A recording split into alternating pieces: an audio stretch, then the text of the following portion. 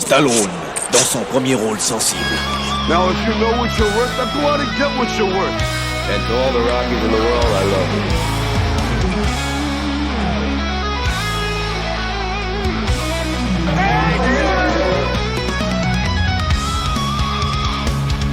Stallone Express.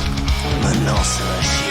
Salut tout le monde, vous écoutez Stallone Express, le podcast qui regarde tous les films avec Sylvester Stallone et qui les classe les uns par rapport aux autres.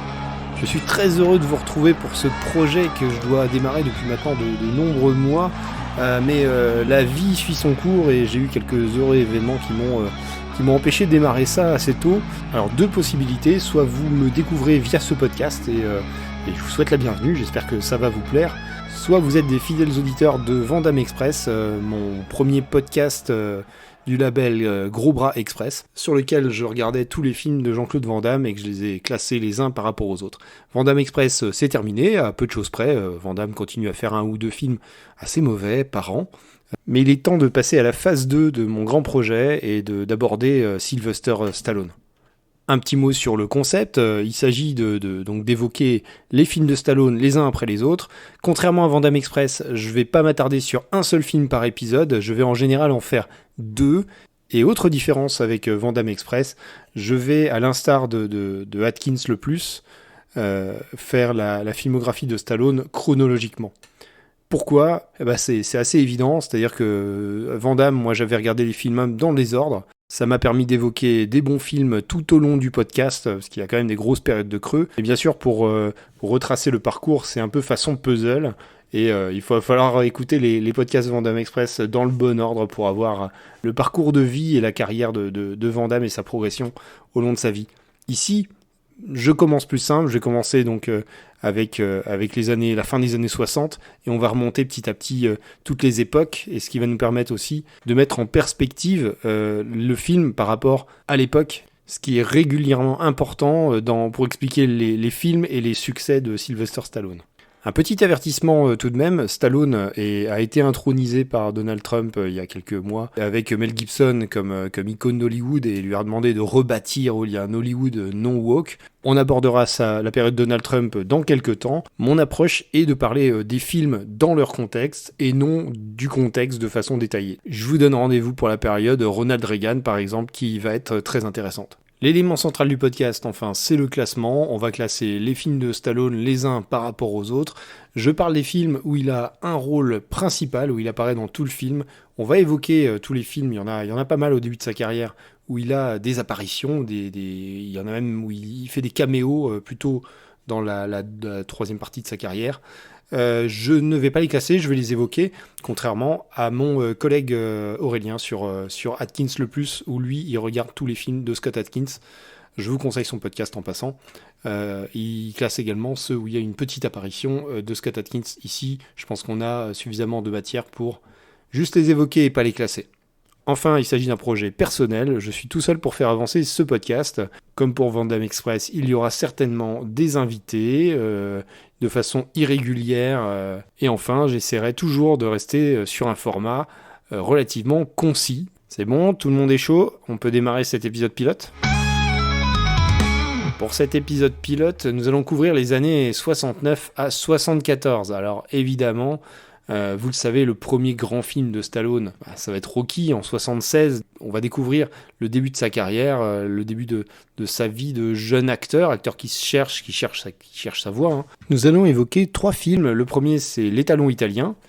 C'est son nom de distribution. Son nom original, c'est The Party at Kelly and Studs, qui est un film érotique qui a été rebrandé L'Étalon italien pour pouvoir le vendre après la notoriété acquise par Stallone les années suivantes. Ensuite, on aura Rebel, No Place to Hide en 73, puis 74, The Lords of Flatbush, Les mains dans les poches, avec Henry Winkler, alias Fonzie de Happy Days. Et voilà le programme. Sylvester Stallone, il naît en 1946, c'est le petit frère de Frank Stallone, ils sont 2 enfants d'une famille d'origine italienne avec un père et une mère, les deux assez colériques et violents qui se disputent souvent, qui s'occupent très peu de leurs enfants, ils travaillent beaucoup. Alors, son père est coiffeur et sa mère est vendeuse de cigarettes dans un club. Ils sont assez ambitieux. Son père va toujours chercher à avoir une carrière plus ambitieuse que ça et va sans doute naître beaucoup de frustration de cette envie, puisqu'il va jamais réellement y arriver. Stallone, il est né en 46, comme je disais. Il a une déformation de naissance des nerfs de la bouche. C'est pour ça qu'il a cette espèce de faciès et de sourire très particulier qui va sans doute le servir dans sa carrière.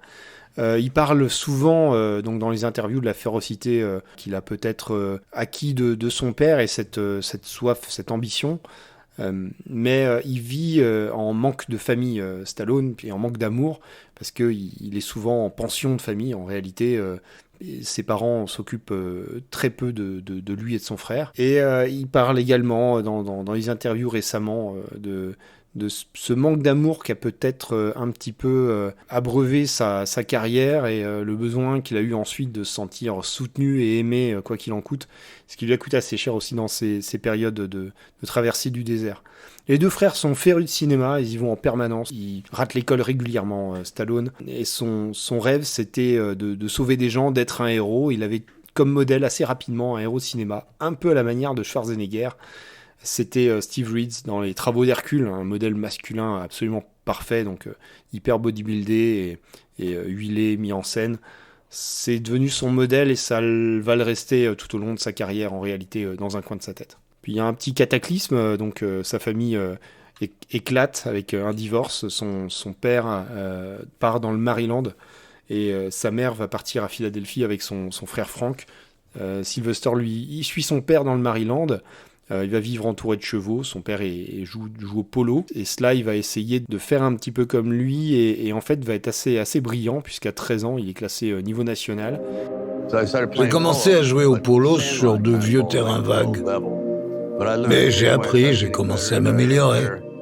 Et à l'âge de 13 ans, j'ai fini par être classé au niveau national. Mon père n'aimait pas trop ça. Au milieu d'un match, j'ai tenté un coup en revers. Il a déboulé sur le terrain. Il m'a attrapé par le cou et m'a jeté au sol. Ensuite, il a pris le cheval et il est parti. Là, je me suis dit, je ne veux plus jamais voir un cheval de toute ma vie. J'ai été élevé par un père, disons, porté sur la violence. Je savais ce que c'était que d'avoir mal. J'ai décidé que je ne craquerais pas, quoi qu'il me fasse, que je resterai fort. Extrait du documentaire Sly, Stallone par Stallone, disponible sur Netflix, avec la voix du regretté Alain Dorval. Il va ensuite écumer les écoles, 13 écoles en 12 ans, un élève très difficile. On l'envoie en école militaire, il y reste à peine un mois. On l'envoie en école pour enfants rebelles, comme on le faisait à l'époque, puis à l'université, sur ces deux derniers instituts, il commence à jouer la comédie, il y prend goût, et un prof va lui dire qu'il a du talent, et qu'il faut qu'il poursuive dans cette voie. Autre élément fondateur pour la carrière de Stallone. Vers la fin des années 60, donc il a un peu plus de 20 ans, il retourne à New York, puisque c'est là que ça se passe dans cette partie des États-Unis pour trouver du travail en tant qu'acteur. Il va vivre dans la rue, il va squatter à divers endroits, dans des bibliothèques, dans des bus pour survivre. Il va harceler les agences d'acteurs. Il va obtenir quelques rôles, donc il parle d'un rôle à moitié nu sur Broadway, et il va avoir pas mal de rôles, quelques rôles de figuration. On peut évoquer des rôles mineurs dans La Descente infernale en 69, ou dans MASH, de Robert Altman, en 1970, où il fait des passages de 3 secondes devant la caméra. Dans La Descente infernale, il joue un convive dans un restaurant, on le voit au fond, et dans MASH, il passe devant la caméra, juste avec un béret de militaire, voilà, pour ses premières apparitions. C'est en 70, tout début 70, qu'il tourne en 3 jours et pour $200, un film que je vais évoquer plus en détail, qu'on connaît sous le nom de L'étalon italien, mais qui s'appelle The Party at Kitty and Studs, donc la fête chez Kitty et Stud, qui est un film érotique réalisé par Morton Lewis, qui va sortir en 70, mais qui va surtout ressortir un petit peu plus tard, en 1976, Donc 76, vous calculez, c'est l'année de la sortie de Rocky. Opportunément, les avocats du film demandent $100 000 à Stallone pour bloquer la redistribution. Stallone va dire qu'il n'est pas intéressé. De toute façon, il a déjà largement démarré sa carrière. Il y aura des légendes urbaines autour de ce film. Tout le monde sait qu'il aurait tourné dans un film pornographique, soi-disant. Je me suis attelé à la tâche de regarder ce film. On commence dur. J'avais fini Van Damme avec des films assez nazes et très compliqués à regarder. Là, je vais m'atteler à ce étalon italien de 1970 qui va sortir en France en 1979. Donc une distribution compliquée, sans doute par des gens relativement crapuleux.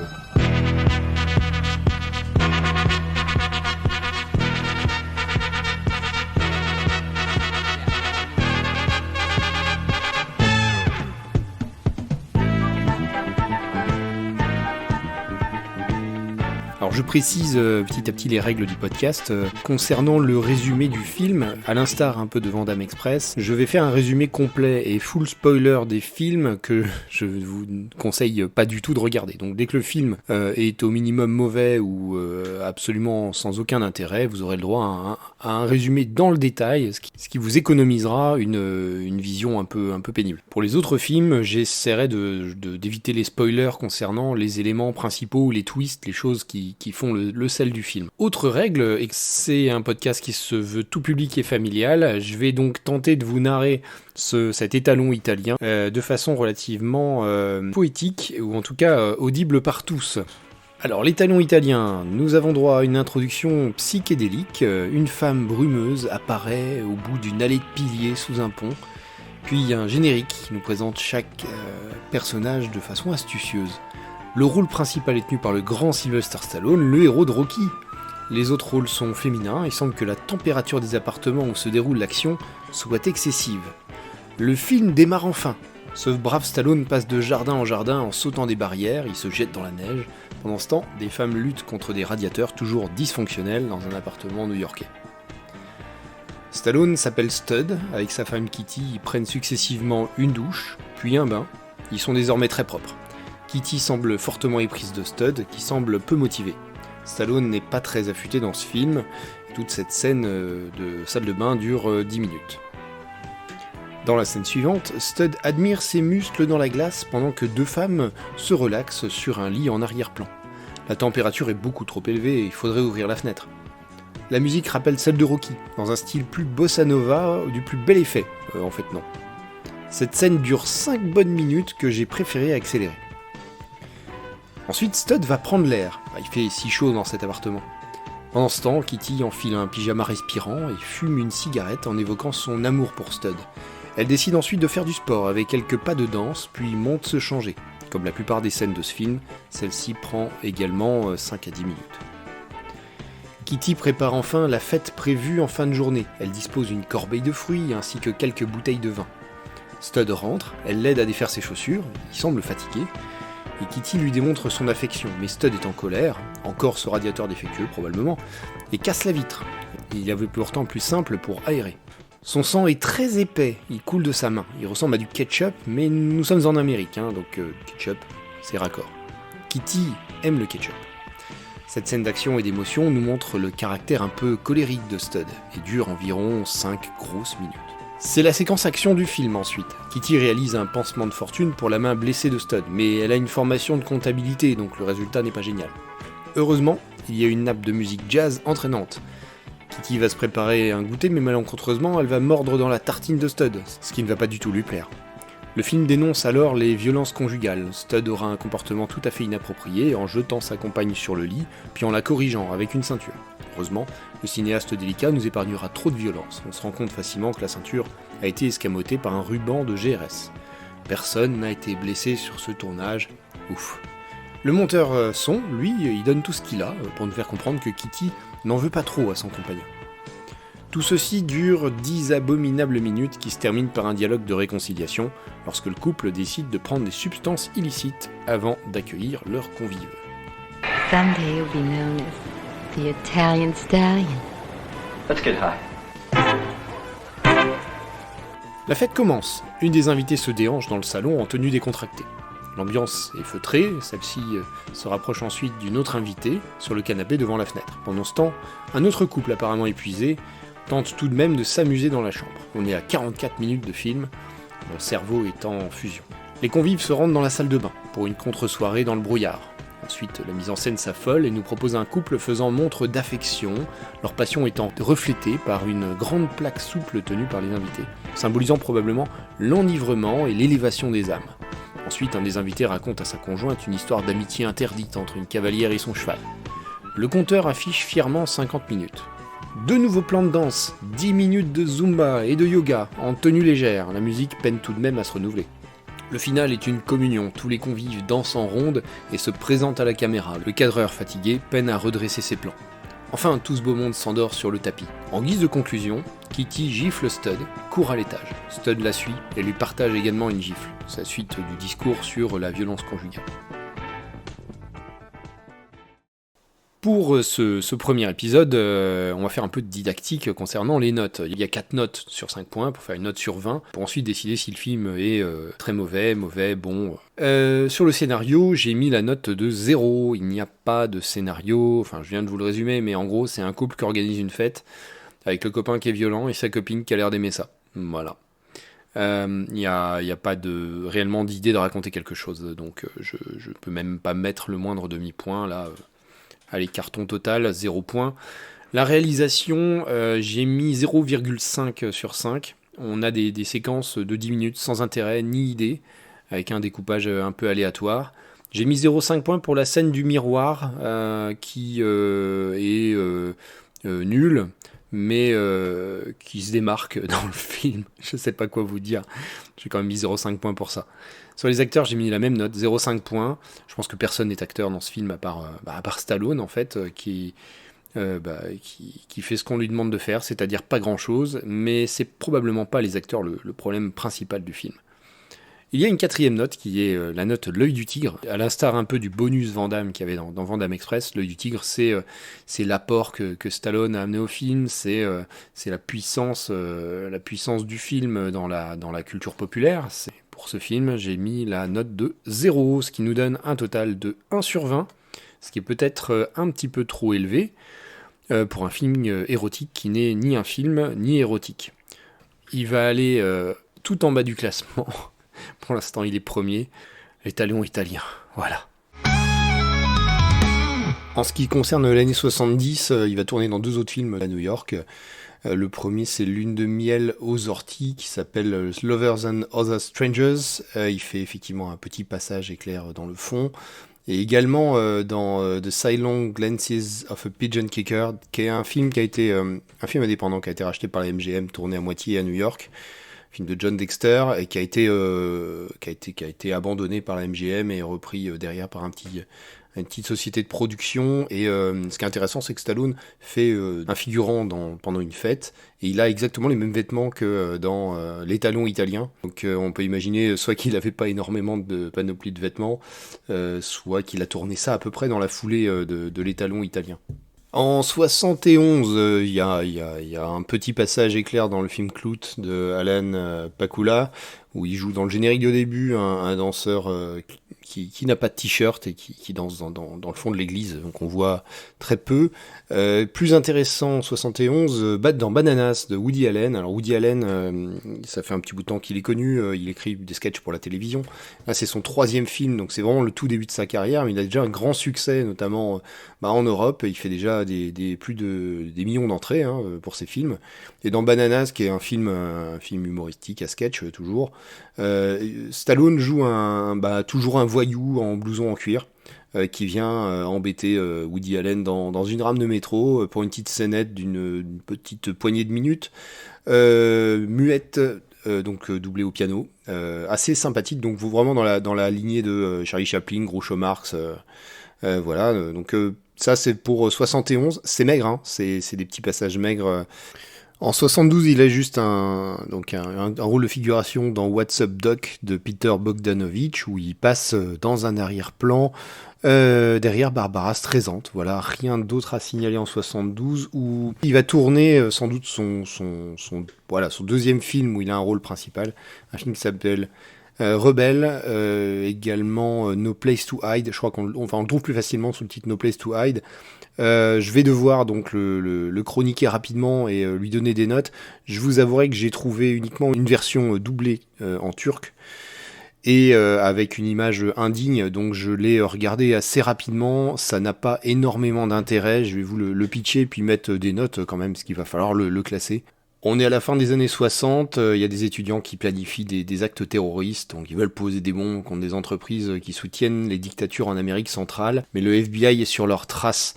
Alors, c'est un film qui est fauché, qui a pas beaucoup de moyens, mais pour autant qui va faire semblant, en tout cas qui va montrer pas mal d'acteurs, pas mal des plans avec beaucoup de figurants parfois, mais la plupart du film, comme c'est un film fauché, va masquer un peu sa vacuité par des longues scènes de dialogue pas très bien écrites, pas bien jouées du tout, pas très bien réalisées. Il y a le commentaire donc un peu social, politique.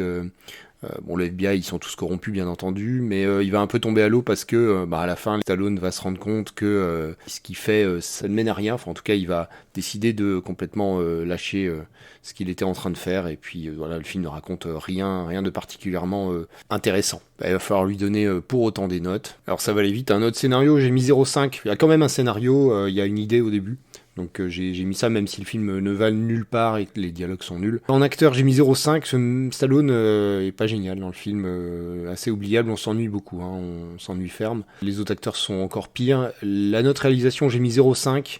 Il n'y a pas beaucoup plus d'idées que dans l'Italien italien, c'est même un peu prétentieux. Donc j'ai pas osé mettre une note supérieure à 0,5. Il y a la place pour faire mieux quand même. Et toujours un 0 en l'œil du tigre. On voit qu'il a un potentiel, notamment dans son physique. Il a ce physique particulier intéressant. Je pense qu'il fait que, au niveau figurant, c'est pas mal de l'avoir dans le film.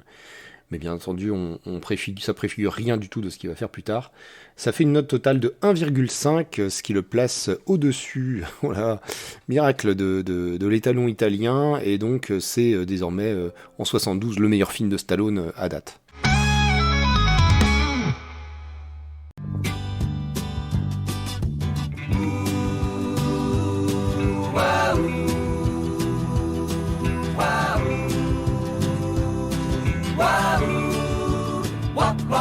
Nous allons aborder maintenant le dernier film, le troisième film de cet épisode un peu copieux. Nous sommes en 1974, donc l'année suivante, et Stallone décroche son premier rôle important dans un film de cinéma cette fois-ci. Donc pour la première fois, il va apparaître au cinéma dans un film new-yorkais à petit budget qui s'appelle The Lords of Flatbush, qui va être distribué en France sous le nom Les Mains dans les Poches, un titre assez bizarre.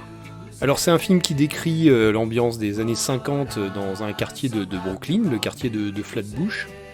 Et c'est un film qui se met dans la lignée des œuvres qui sont nostalgiques du mouvement Greaser qui est apparu après la Seconde Guerre mondiale, dont on a un certain nombre de représentants encore aujourd'hui dans la culture. On pense à American Graffiti, bien sûr Grease.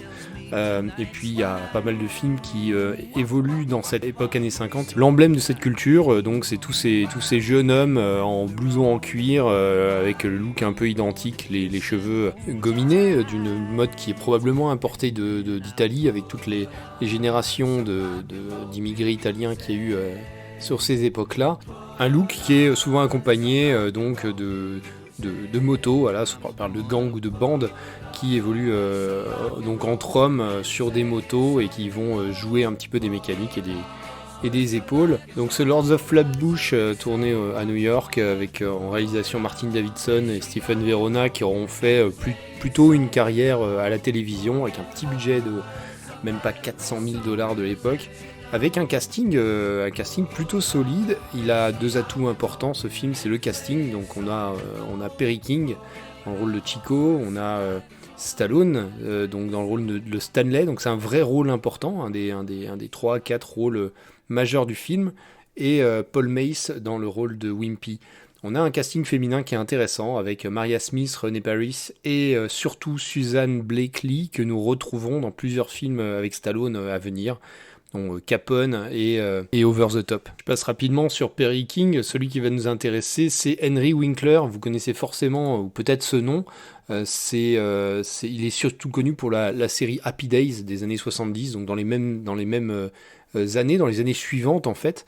Il va reprendre à peu près le même rôle, mais il va s'inspirer largement du personnage de Stallone, donc Stanley dans Lords of Flatbush, pour faire son personnage qui va devenir culte et qui lui assurera une carrière peu intéressante, mais tout de même pleine de caméos et de nostalgie, et quand même pas mal de passages à la télé.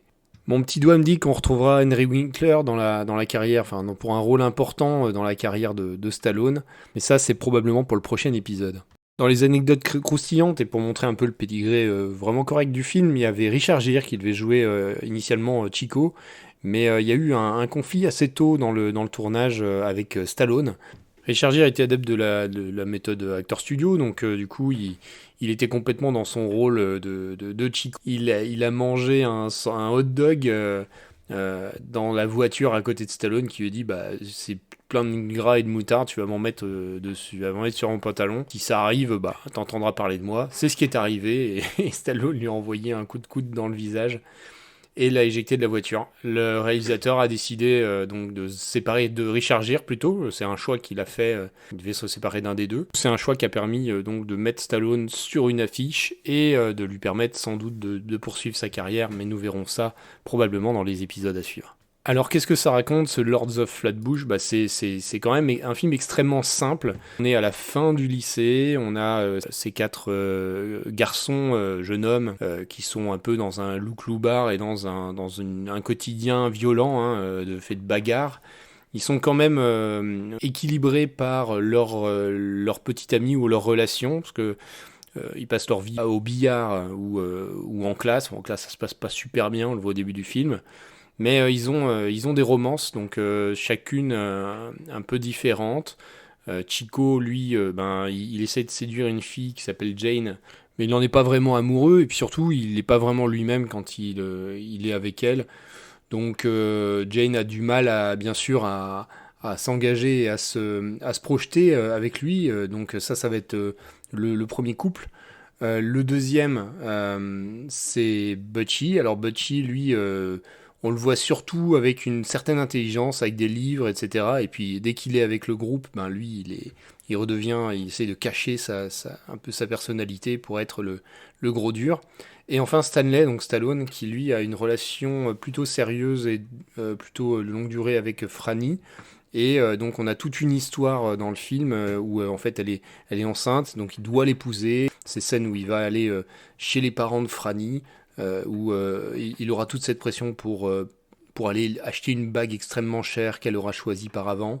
Voilà, donc le film raconte pas énormément de choses, c'est uniquement des parcours, ça doit se durer en quelques jours, où ces 4 amis vont passer de loup-bar avec une insouciance totale du quotidien et cette habitude un petit peu violent de gang et sans responsabilité, à des adultes. Donc c'est un film classique de passage à l'âge adulte dans cette ambiance Brooklyn, avec une grosse composante musicale, puisqu'on va avoir une présence importante de chansons, donc pop, doo-wop, rock de l'époque, et qui sont de grande qualité, et qui vont donner une couleur au film assez agréable.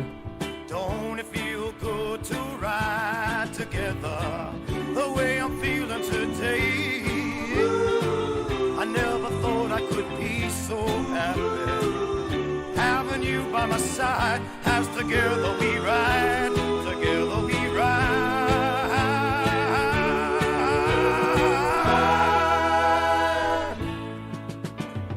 Hand in hand, along the sand, it feels good to walk together. Hand in hand, along the sand, it feels good to talk together.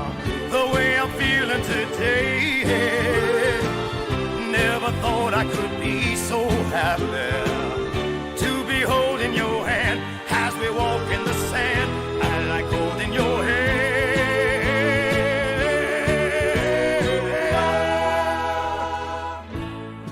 C'est un film qui aura du succès, qui va rapporter pas mal d'argent, près de 15 millions de dollars, et qui fera près de 300 000 entrées, même en France, qui a une aura particulière. Même aujourd'hui, il y a pas mal, notamment d'Américains, les mêmes qui sont plutôt nostalgiques de Happy Days, qui regardent ce film régulièrement. Il passait à la télévision dans les années 80 très régulièrement aux États-Unis. Voilà, donc c'est un film qui bénéficie d'une certaine aura culte, un peu au-delà de Stallone, parce que même les gens qui connaissent Stallone savent par exemple qu'il a tourné dans l'étalon italien, mais connaissent absolument pas ce Lords of Flatbush, donc une découverte intéressante.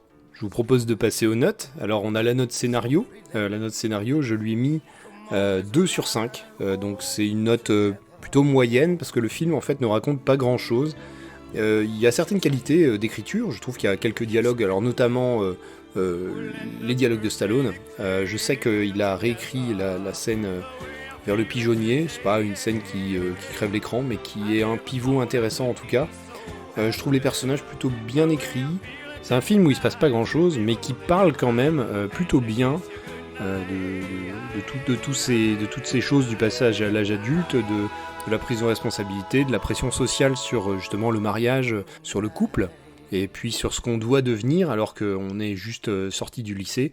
Tout ce truc des apparences aussi des hommes là qui est plutôt très intéressant, et avec une fin plutôt positive, j'ai trouvé, avec ce mariage, et en fait ces jeunes qui se retrouvent eux-mêmes et en groupe. J'ai plutôt aimé l'écriture et le ton de ces scènes, mais encore une fois un film qui passe pas à grand chose de nous ennuyer profondément parfois. J'ai mis 3 sur 5 à la note acteur. Je trouve qu'ils s'en sortent tous très bien. Alors bien sûr, il y a Stallone et Henry Winkler, je trouve, qui sont un petit peu dans le haut du pavé, avec Susan Blakely, que j'ai trouvé délicieuse dans son rôle et fort juste. Mais Maria Smith est très bien également, et ils sont plutôt sobres, tout en mettant des éléments assez iconiques dans leur jeu. Quand on pense que ce personnage de Fonzie, qui est une sorte de fusion entre le personnage d'Henry Winkler et de Stallone dans Lords of Flatbush, deviendra culte, je peux pas écarter la qualité d'acteur et de casting dans ce film. Alors par contre, à la réalisation, j'ai mis un petit peu moins, j'ai mis 2 sur 5. Tout d'abord, la partie image, qui est plutôt de qualité, mais les cadrages sont pas terribles, les plans sont souvent peu composés, il y a un rythme dans le découpage des plans qui est un petit peu mou, et ça c'est sauvé par le montage sonore en fait, qui est plutôt de qualité. Alors pas forcément l'enregistrement des dialogues qui à l'époque étaient quand même sont pas super bien enregistrés, il faut tendre l'oreille pour comprendre les dialogues, mais les musiques sont bien choisies, elles rythment le film. C'est un peu comme si le film a été construit autour de cette bande originale en fait.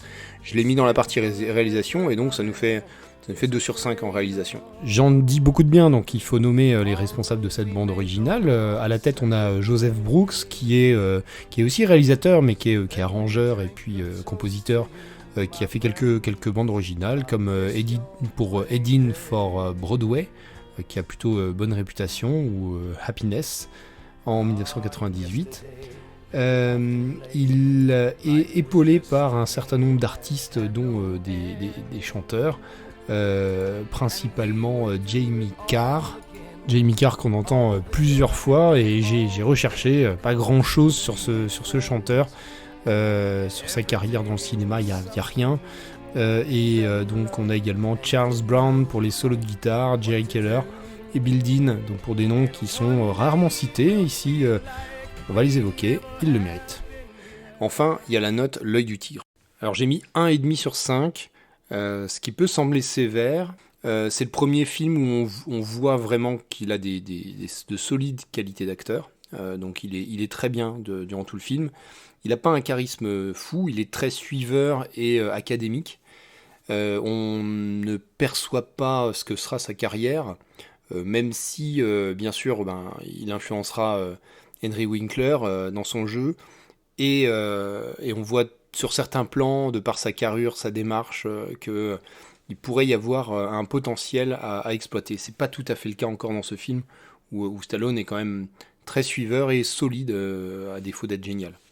Ça nous fait un total de 8,5 sur 20, ce qui est quand même une note très correcte. En tout cas, par rapport aux 2 premiers métrages, on fait un énorme bond.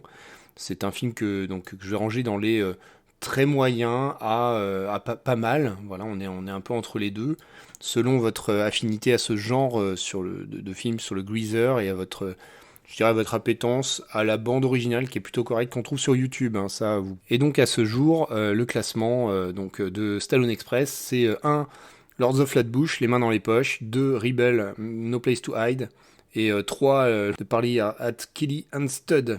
C'est la fin de ce premier épisode qui m'aura demandé un certain temps de production. J'espère que je serai un peu plus rapide pour les suivants et que je vais pouvoir vous proposer un rendez-vous à peu près régulier. Je ne m'engage pas sur tous les 15 jours comme c'était sur Van Damme Express, mais je vais essayer tout de même d'avoir plusieurs épisodes par an. Vous avez compris que chaque épisode, c'est pas un seul film, ça sera 2 films en moyenne.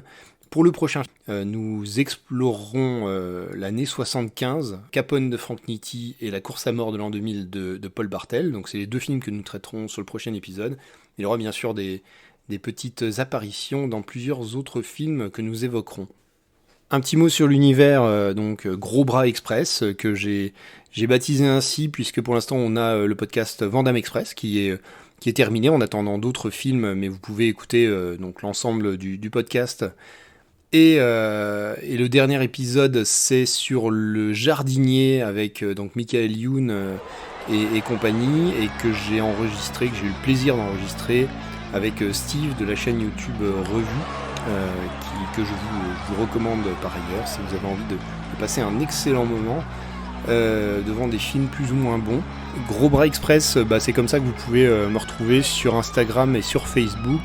Ce sont les chaînes qui vont suivre la diffusion de ces épisodes, sur lesquels vous pouvez échanger avec moi si vous le désirez. C'est la fin de cet épisode, il me reste à vous souhaiter un excellent début d'été, et je vous retrouve la prochaine fois. Salut. Stallone Express.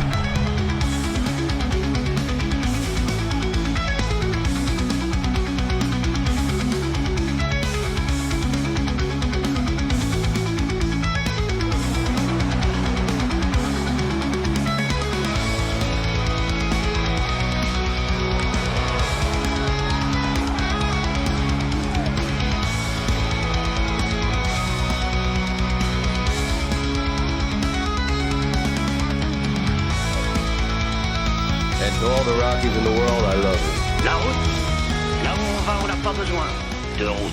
Stallone Express.